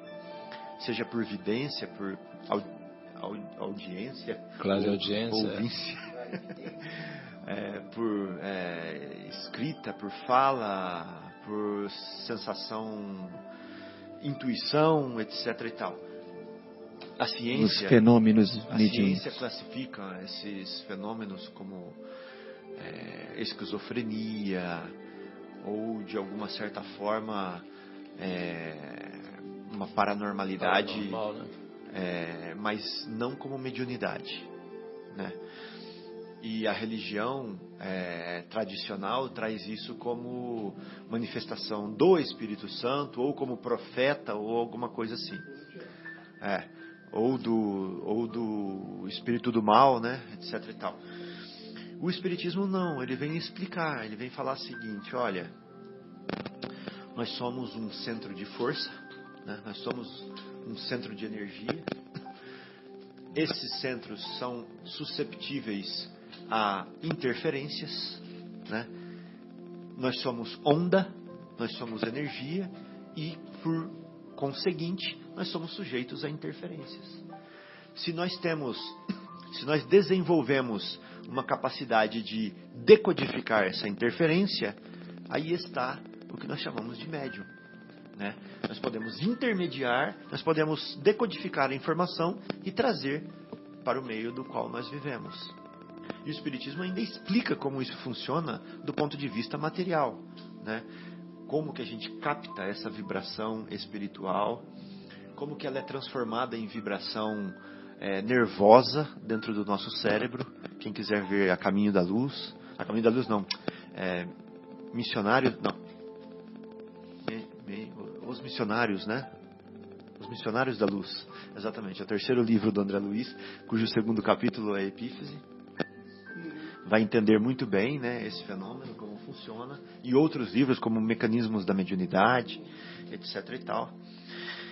Então ele vem falar o seguinte: olha, pessoas que têm essa predisposição orgânica, né, é uma predisposição orgânica de captar as ondas, né, do plano espiritual e traduzi-las para o plano material, são médiums. E essa tradução, essa informação é independente das suas capacidades ou das suas enfermidades, etc. e tal. Ele pode até influenciar nisso, mas a causa é outra. A causa é do plano espiritual. A própria, por exemplo, a própria formação, né, da pessoa, vamos dizer, em termos de estudo, igual você comentou aí sobre o trabalho do Chico, né? Você comentou agora há pouco, né? Quer dizer, a pessoa, ele não vai falar, vamos dizer, de conhecimentos ou informações que ele, como espírito, traz. Não, ele é só um intermediário. A inteligência que está se manifestando é uma outra. Mas o Fábio até falou uma coisa certa, que independe da vontade dele. Ele recebe mensagens, tem alguns médiuns que nem querem. Nem querem e não entendem o que está acontecendo comigo, estou ficando louco. Tira isso de mim. Tira isso de mim, né? Muitos... E o Chico mesmo no começo, né, quando ele teve as primeiras visões da mãe, né?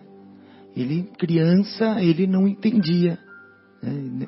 E outros, muito menos outros, entendiam o que ele estava querendo dizer, que ele narrava, né?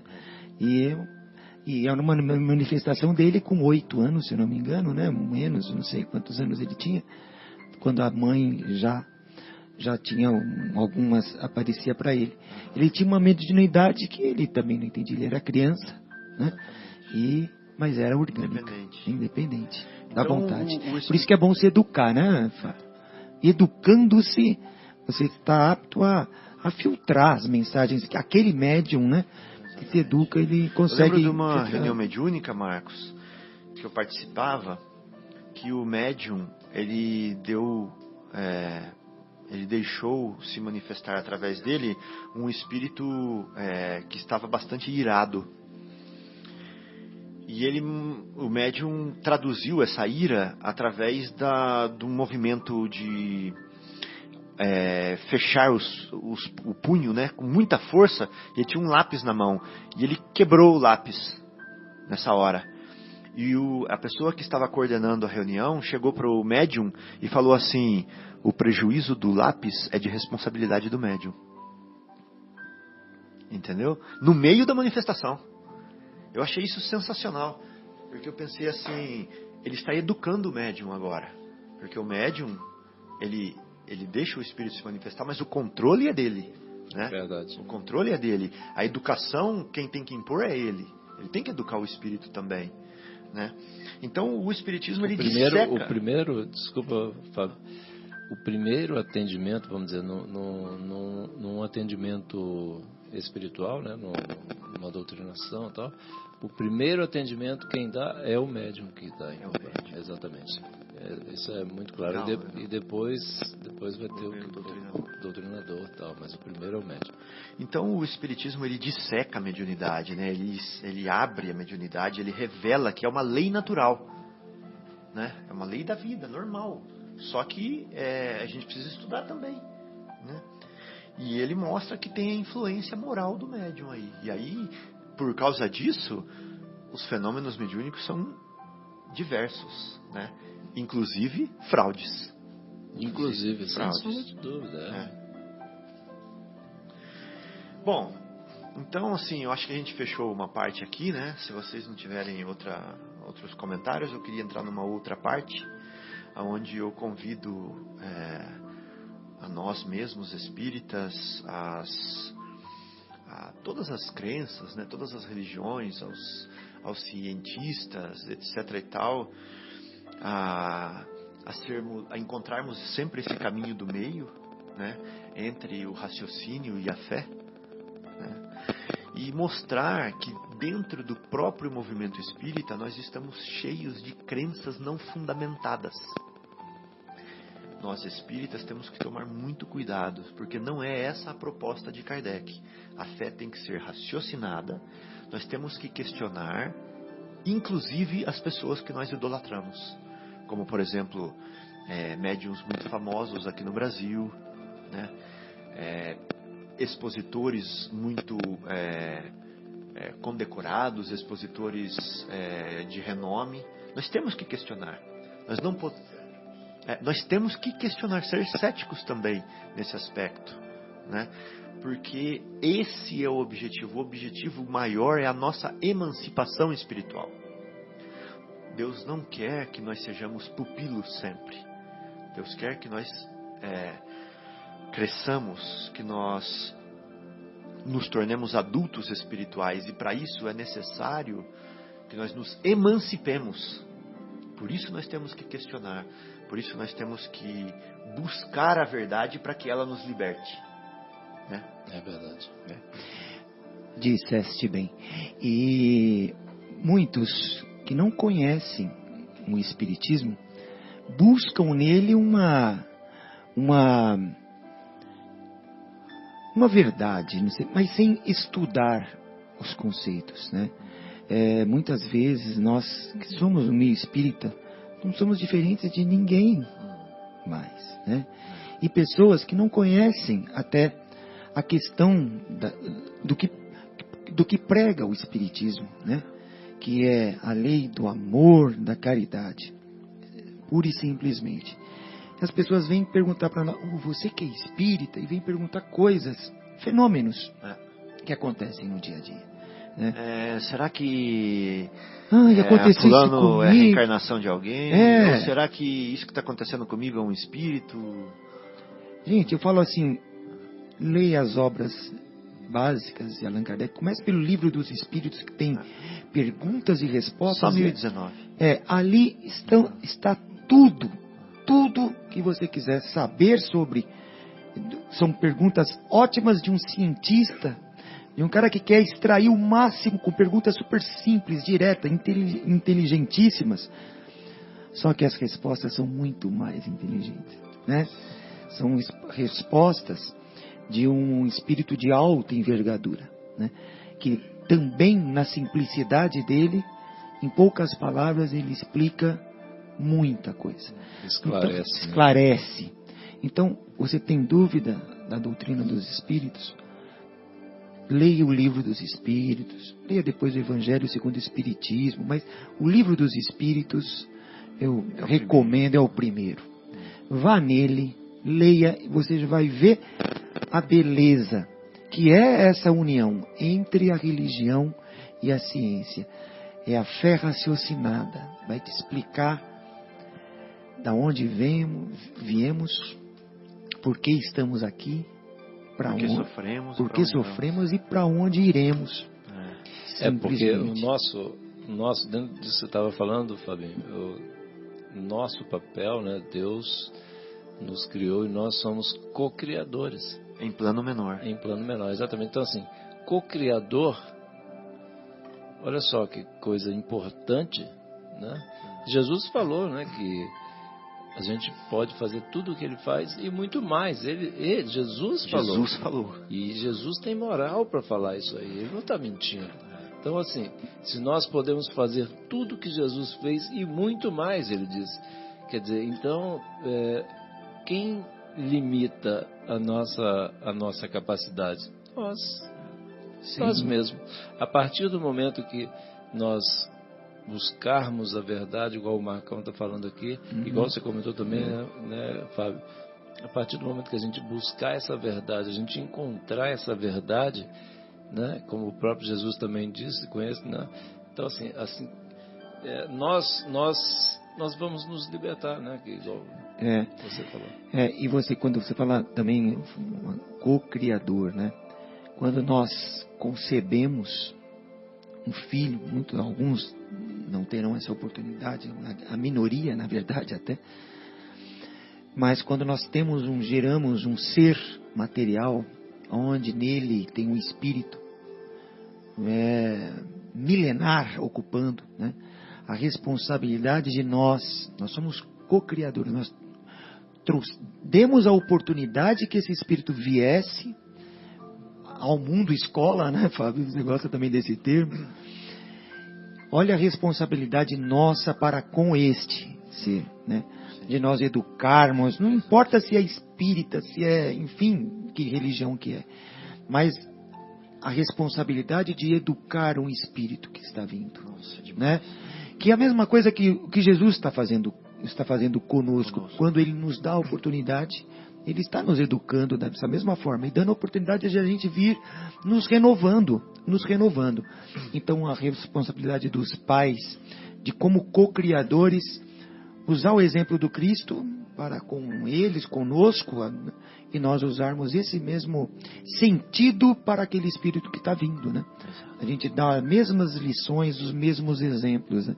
E assim por diante, consequente, e ir evoluindo, né?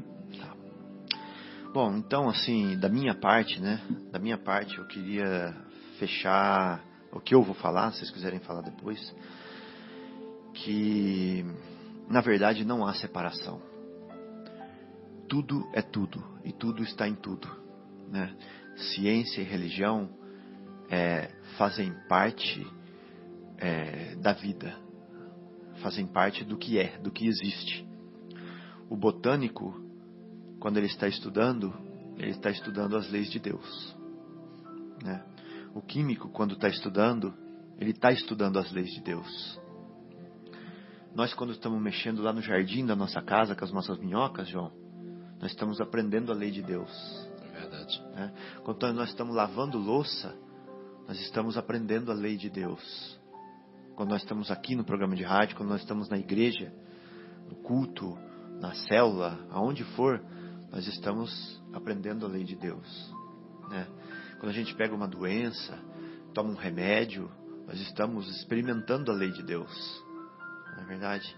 Então tudo é a lei de Deus, toda lei é a lei natural, é a lei de Deus. Então vamos render graças ao matemático, vamos render graças ao biólogo, vamos render graças ao pastor, vamos render graças ao Papa, vamos render graças ao preletor, vamos render graças aos espíritos que estão buscando a verdade, seja ela no campo que a gente denomina separando como ciência, ou no campo que a gente denomina separando como religião, mas que no fundo é o campo do espírito imortal, né, que está está gravitando para Deus. Então, eu queria mandar um abraço, né, para o Marcelo, que não pôde vir hoje. pode estar nos ouvindo. Queria mandar um abraço para as pessoas que suportaram esse programa nos deixando vir aqui, cuidando dos nossos que estão em casa.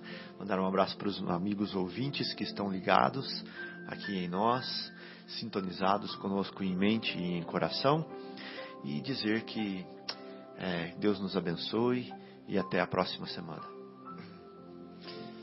Boa noite, amigos. Foi um prazer enorme estar aqui. Fabinho, quanto tempo, né? E os amigos aqui, Guilherme, o Marcos, e a todos que nos ouvem, mandar um grande abraço também e desejar um ótimo final de semana e uma semana de muitas realizações. Fiquem com Deus. Boa noite, amigos. Foi um prazer estar com vocês aqui novamente, aos ouvintes. E Fabinho até no início do programa se perguntou o que é uma aliança, né? E na verdade, se vê, a aliança é um objeto circular que não tem começo nem fim, né? E tudo está nela, né? E é isso que você falou, está tudo nela. Não tem começo nem fim. É um objeto circular que não tem canto, né? Você não tem divisão, está tudo nela. E é isso mesmo. É aliança entre a ciência e o espiritismo. Desculpa, é a religião, perdão. Você tem espiritismo, é a aliança entre a ciência e a religião. Não importa se o espiritismo é a religião como um todo, né? Uma boa noite a todos. Fiquem com Deus. Muita paz a todos aos ouvintes, meus entes queridos também, a minha mãe, que está em Minas ali se recuperando, e a toda a minha família, a todos os meus amigos, os ouvintes. Fiquem com Deus. Tudo que é nosso, né? Estamos imersos no universo. Fiquem com Deus. Uma boa semana a todos. E aqui é o Guilherme também se despedindo. Boa noite a todos. Faço as honras do Marcelo de dizer um abraço para o nosso ouvinte Fauzi, que sempre nos escuta. Para o Bruno Eustáquio, que hoje não mandou mensagem no WhatsApp, mas certamente vai, se não está nos escutando agora, escutará depois.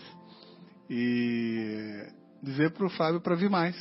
Você veio hoje num dia legal. Eu estou aqui descobrindo que hoje é o Dia Mundial do Coração. Ó?